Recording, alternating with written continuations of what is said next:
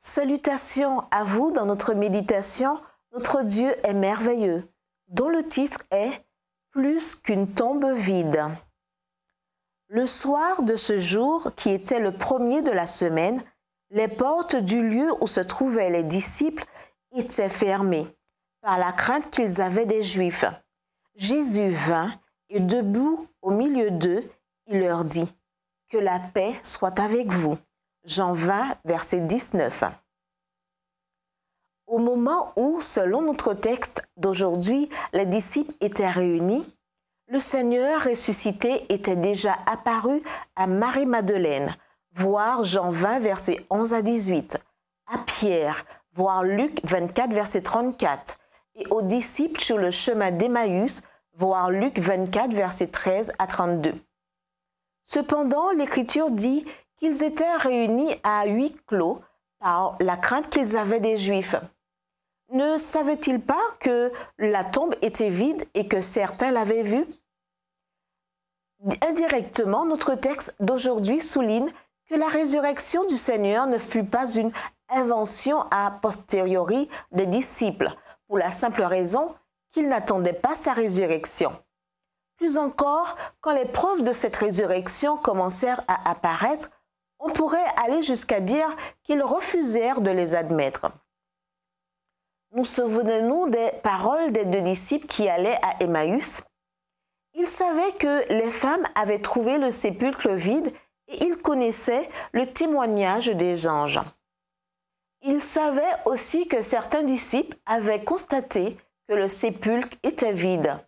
Mais ils ne crurent pas parce qu'ils n'avaient pas vu. Voir Luc 24, versets 22 à 24.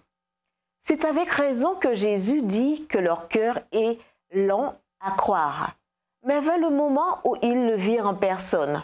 Le fait se produisit lorsque 10 disciples, tous sauf Thomas, étaient réunis à huis clos, probablement dans la chambre haute.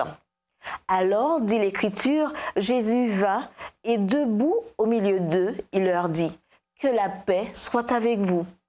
Comme le Père m'a envoyé, moi aussi je vous envoie. » Jean 20, versets 19 à 21. Une joie indescriptible s'empara de leur cœur et, remplis d'une sainte ferveur, ils allèrent prêcher avec une grande puissance la bonne nouvelle d'un Sauveur qui venait de vaincre les chaînes de la mort. Qu'est-ce qui motiva ces premiers disciples à aller jusqu'à donner leur vie pour leur Seigneur bien-aimé? Plus que la tombe vide, c'est le fait qu'ils aient vu le Seigneur. Michael Green le dit bien. Ces premiers disciples ne crurent pas à la résurrection parce que la tombe était vide. Ils crurent parce qu'ils eurent une rencontre personnelle avec le Sauveur ressuscité.